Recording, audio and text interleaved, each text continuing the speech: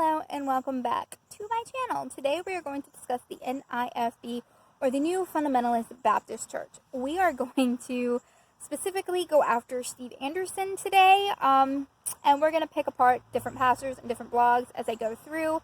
And for those of you who don't enjoy this content, my makeup content, my other content, it's all in a playlist, so you don't have to go through this, but I highly encourage that you actually stick through and watch this video, because what they are is absolutely horrific. And Steve Anderson, the leader of this, kind of takes the cake on horrific. And we're going to watch a couple of his videos. But before we do, on the video I made before, I want to calmly state some things, which is why I'm doing this before I watch the clips, and then tell you what I think.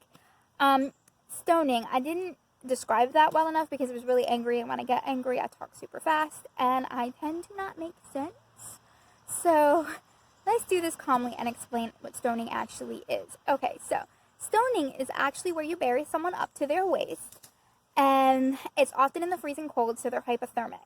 Then you, the local villagers and people around tend to gather around and pick up stones. Now, these stones are picked carefully. They're picked to not be too small as to not cause damage, and not too large as to not cause extreme damage right away, so that this takes longer to do.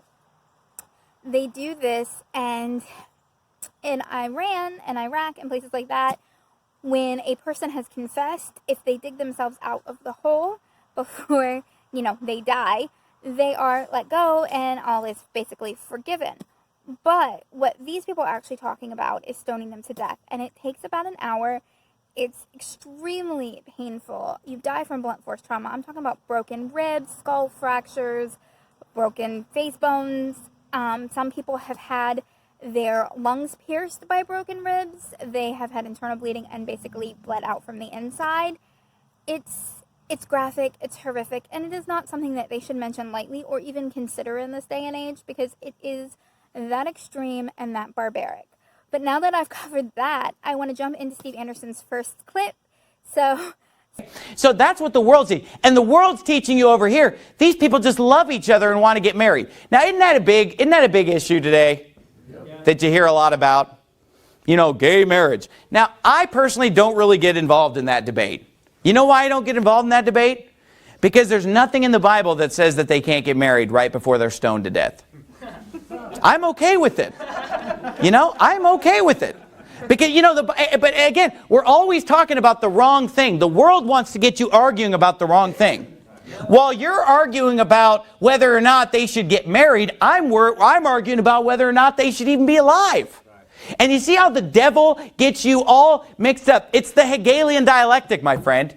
Because what they do is they start talking about something really extreme over here in order to move the normal of the center over. And that's what they're doing. See, they don't want to talk about the real subject. They want to take you to some extreme of pedophilia, or take you to an extreme of homos getting married in church or something. Just to get you to say, well, we're going to draw the line at that. And look, this whole gay marriage, quote unquote, debate is a fraud. Let me just expose it to you tonight. It's a fraud.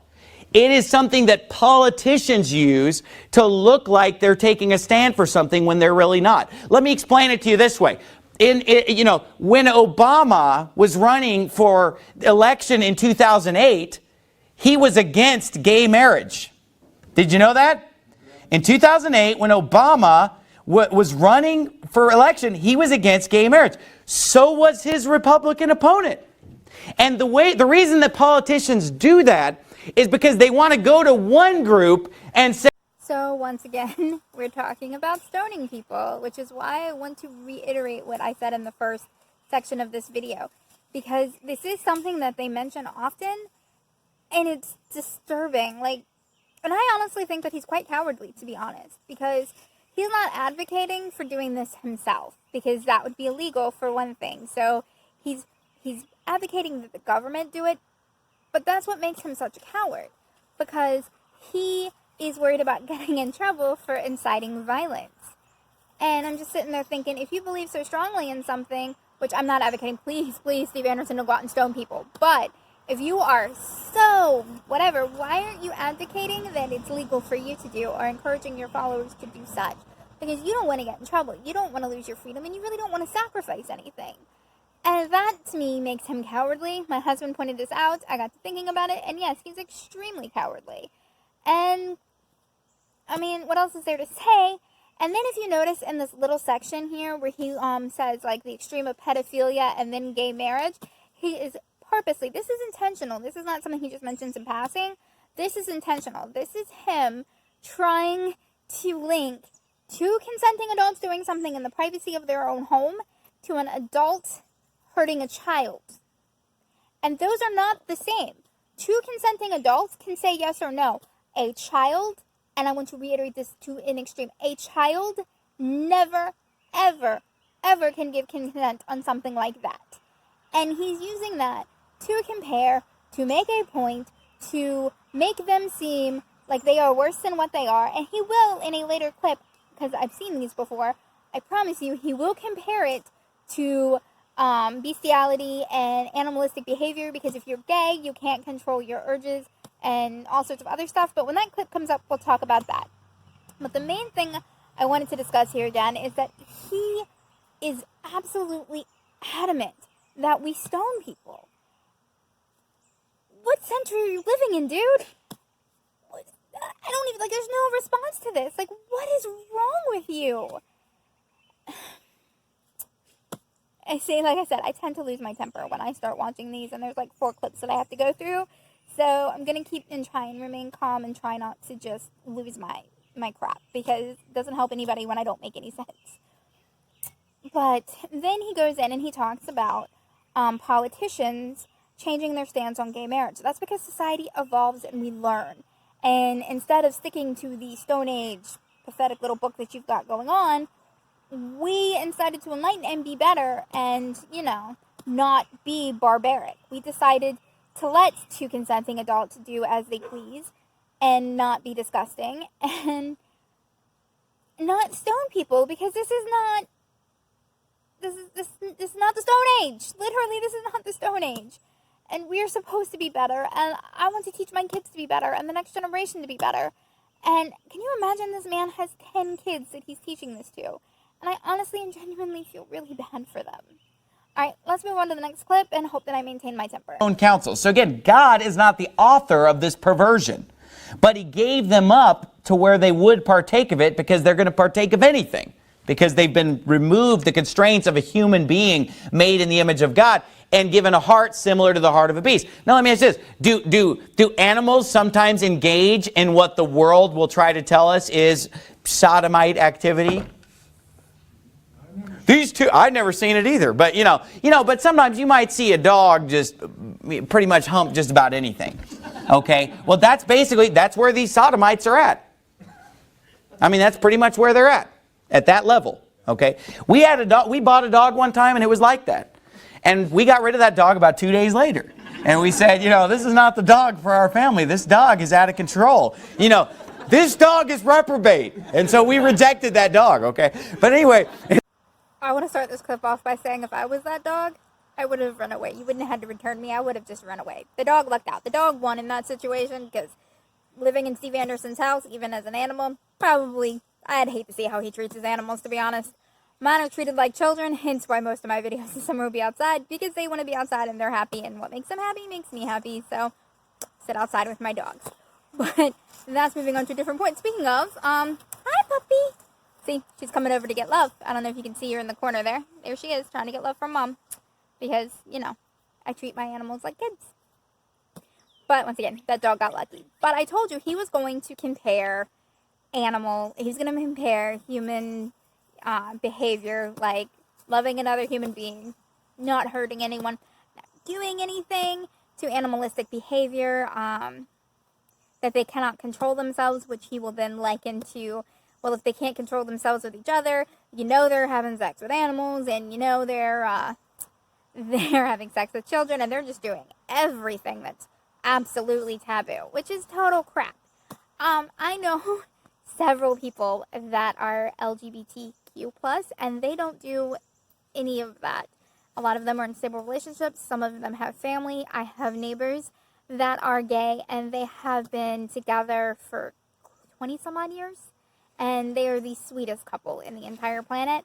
And people like Steve Anderson actually live in my neighborhood, and they give him a really, really hard time, and that the church kind of bands together and gives my neighbor a really hard time, and it sucks. It absolutely sucks, and it's unfair. I don't get it, but in their mind, this is why it becomes an actual problem when you're preaching this, because when you're preaching this to people and then they listen to it and then they go out into the real world and they have a neighbor who is gay, they treat them like total crap, and they feel like they are justified in doing so, and that's what makes this so dangerous. It's not that it's not that what he's saying is disgusting and reprehensible, because it is, but it's the fact that he's teaching people this, he's raising his children in this, and he is spreading a hate that actually affects people. And if he had his way, these people would die. And that's not a world I want to live in. That is not a world I want my children to live in. I want my godchildren to live in. I am a huge fan of live and let live. And that's, I don't know what to say to this. It just frustrates the living crap out of me. And all I can do is point out the hypocrisy of this, because, you know, while you're talking about stoning someone for being gay, here you are wearing mixed fibers, eating shrimp, and doing all sorts of other things that the Bible says is a big fat freaking no-no. And heck, if you go back to olden times, if you want to get real, sorry guys, if you want to get real technical, there is a whole, like, not having sex outside the missionary position, and if you're having sex to do more than procreate, which he definitely is, because he says you cannot rape your wife, which is a totally different video that I will be making very soon, then you're going against what the Bible said, because the Bible says sex is for procreation. I was actually raised on that. Sex is only for procreation. By the way, total crap. Sex is fun. Sorry, kids, but it's true. Sex is fun. And you don't have to be with, you know, you don't have to, I'll get into how I was raised later. But there should be no shame in that. There should be no shame in a relationship of two consenting adults, and you should not be comparing them to animals.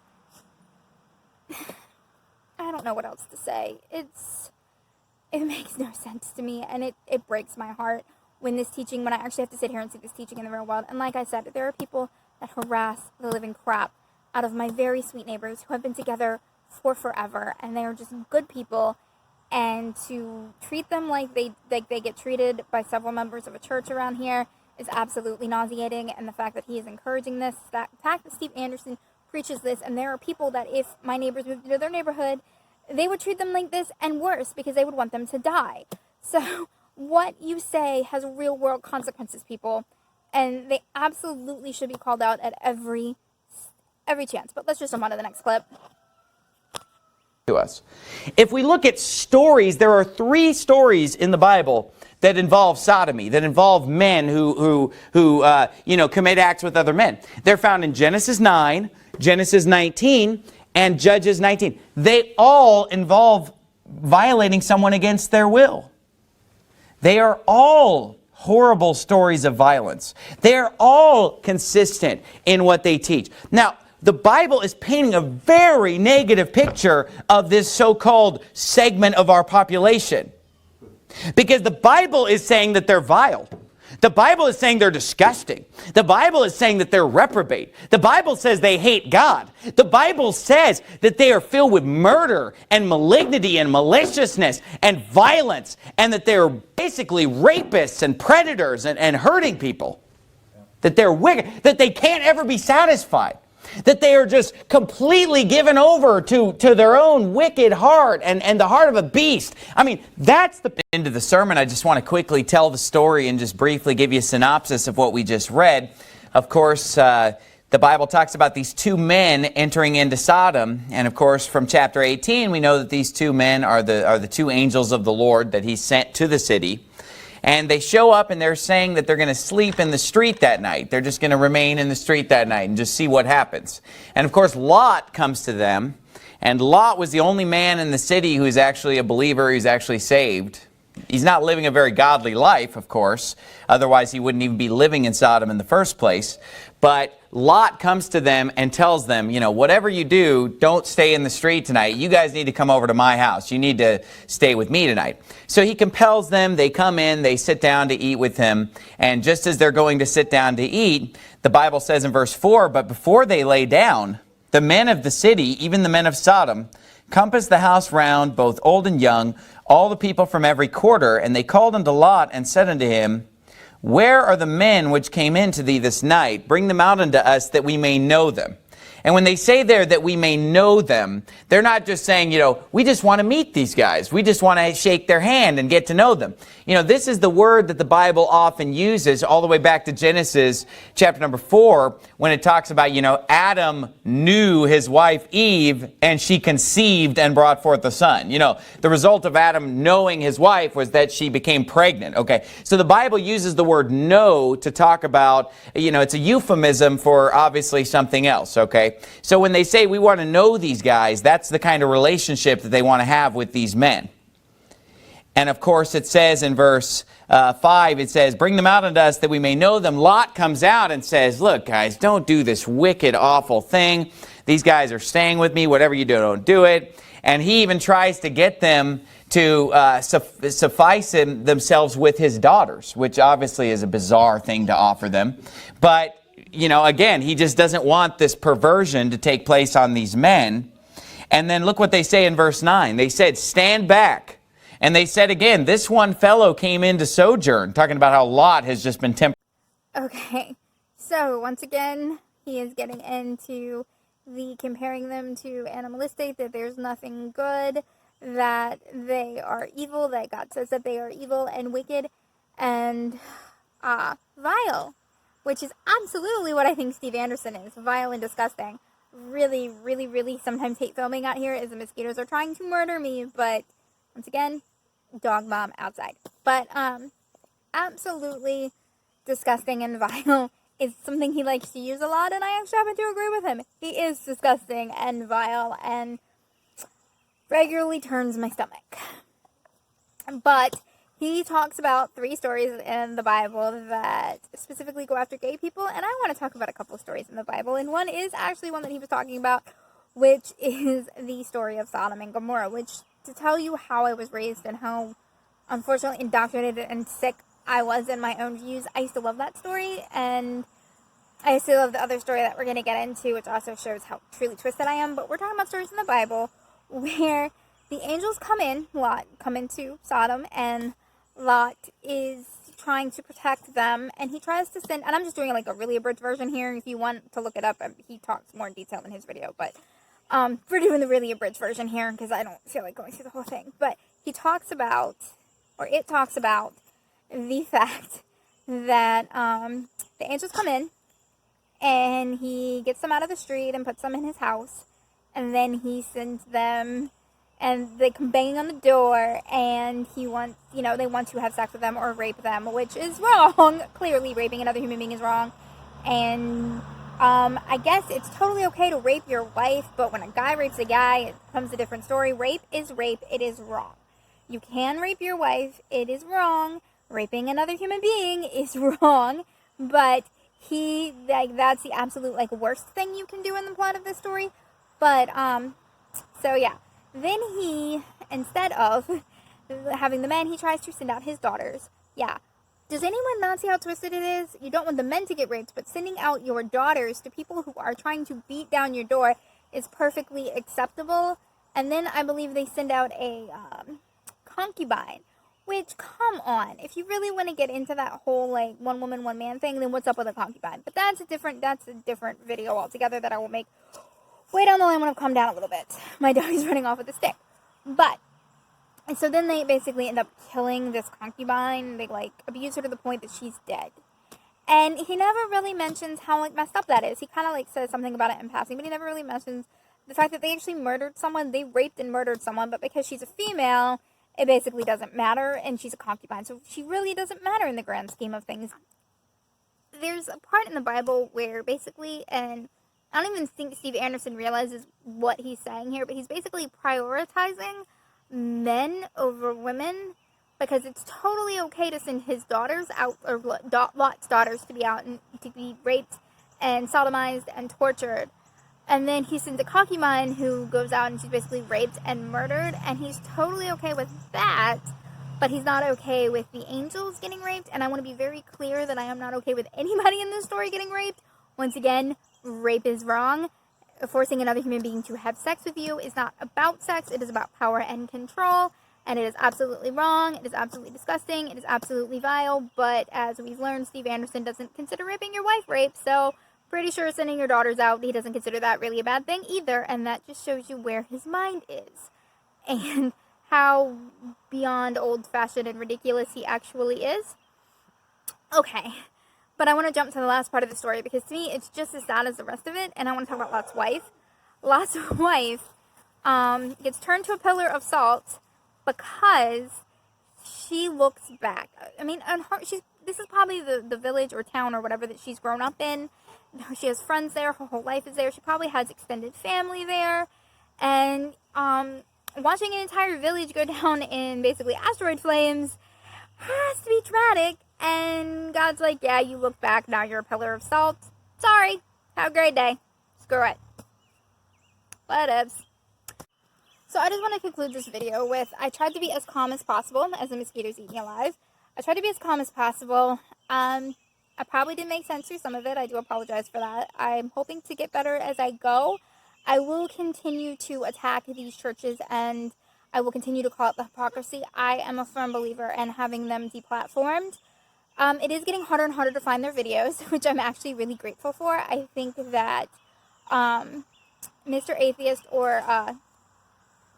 Telltale and Shannon Q have done an amazing job in getting rid of their videos and deplatforming them.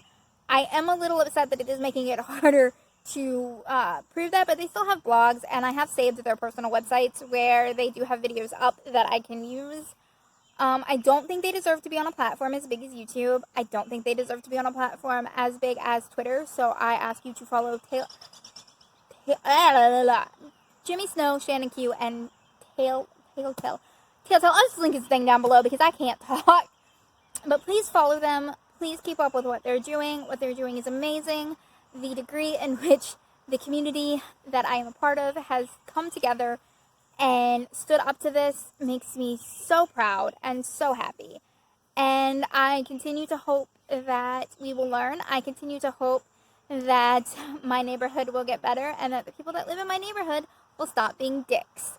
I can't guarantee it, but hopefully these people that are harassing my neighbor will stop. And hopefully things will get better. Hopefully the world will get better. And I think as long as we continue to push for that, we can make a difference. That's my goal. That's my husband's goal. And obviously it is Mr. Atheist's goal as well. So, catch you on the flip side when we do the lovely detective passer. And that's going to be a fun conversation. But I'll see you then.